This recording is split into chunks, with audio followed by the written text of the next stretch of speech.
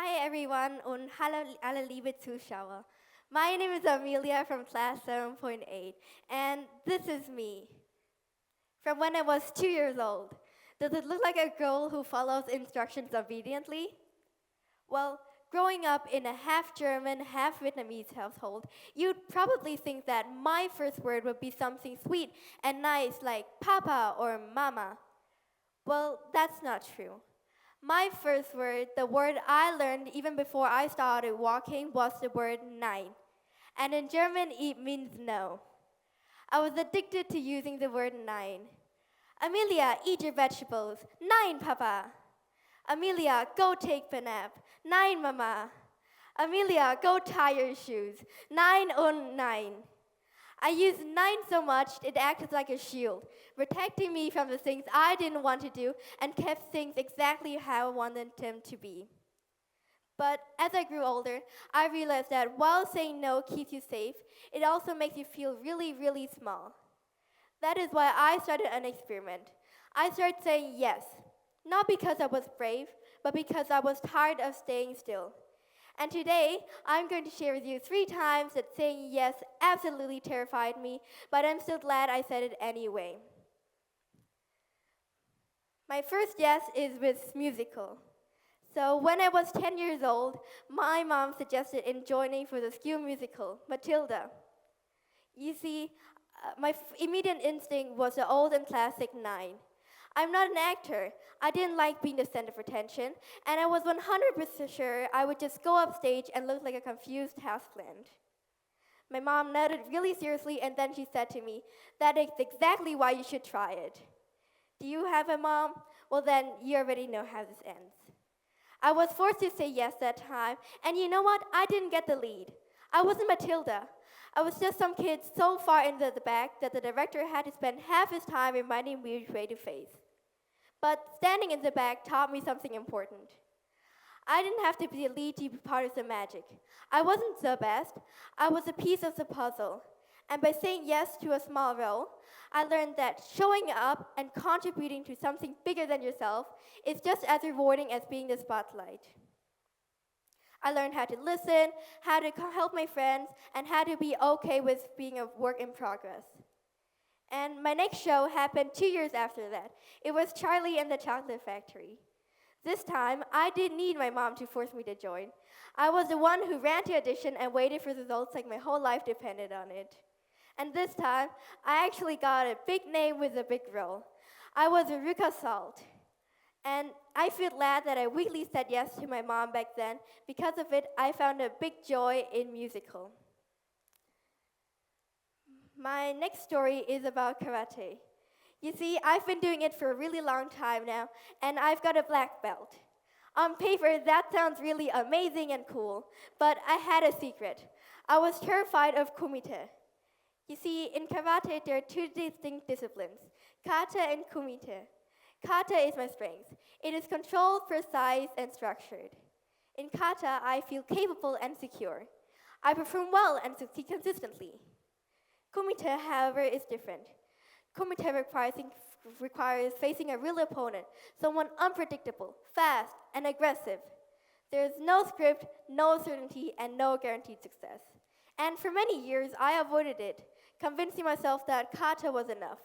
But deep down, I knew something important. I wasn't avoiding it because I lacked ability. I was avoiding it because I feared failure. And this year, I chose to confront that fear by saying yes to a city-level competition, but in only kumite, not kata, both team and individual events. Training for kumite challenged me in many ways kata never did. I was outscored, struck, and beaten. And there are moments where retreating to kata felt tempting. Return to a space where success was guaranteed. But through continuous training, I learned to regulate fear rather than suppress it. I learned to maintain focus under pressure, and most importantly, I learned that courage is not about the absence of fear, but the ability to act despite it. And the result, I didn't get anything. I got hit, I was restless, and I was scared. But again, I got a bronze medal in Team Kata for the Southern Championship. But standing on the ring, I realized something important. Being hit isn't the end of the world. Saying yes to something I wasn't good at didn't make me a better fighter overnight, but it made me a person who wasn't afraid of the struggle. And that is how I learned that resilience isn't about winning the match. It's about staying in the ring even when you're tired. And so my next story happened quite recently. As the Wellspring Greatest Show happened, we wanted to form a band. And then a friend came up to me and asked, Amelia, can you play the bass guitar? You see, I can play the piano and a bit of guitar, but have never once in my life touched a bass guitar. My brain said to me, Amelia, you don't know how to play the bass guitar. Say no, protect your reputation. But then my mouth said, yes. And that is how a group of the most beginner and amateur members came together into training. And so I spent the next few weeks with sore fingers and a really confused brain. And there are moments where I felt like a complete fraud. But by saying yes to something I wasn't good at, I learned that curiosity is more important than being an expert. If we only say yes to the things we're good at, we will never actually improve. We'll only repeat ourselves.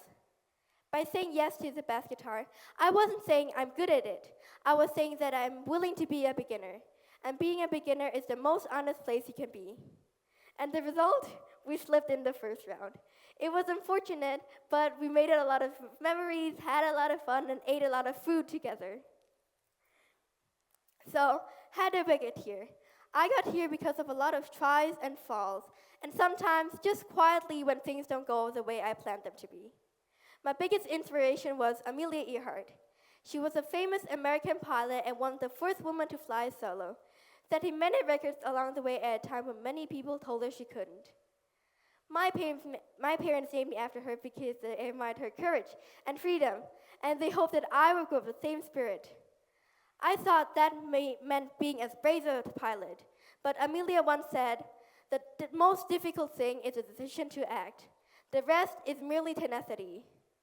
Amelia wasn't fearless or perfect. She was a brave human being who dared to continue despite fear, failure, and uncertainty. Her story teaches me that courage is not about never being afraid. It is about choosing to move forward with fear. I am only 12 years old. I don't have it all figured out. I still get nervous, I still get scared, and sometimes I just want to go back to the 2-year-old version of me who says Nein to everything, just because it's easier. But if there are 3 things I learned from my yes problem, they are, you don't have to be the lead to make an impact. The struggle and occasionally being hit is where the strength is built. And being a beginner is a superpower. Because as a beginner, you are allowed to make mistakes and learn from them. While as an expert, people always expect you to be an expert. So next time, when someone comes up to you and asks you to try something new, something that makes your stomach flip or your hand shake, don't just wait until you're ready. You might never feel ready. Just take a deep breath, forget the Nein, and see where saying yes takes you. Thank you for listening, and auf Wiedersehen.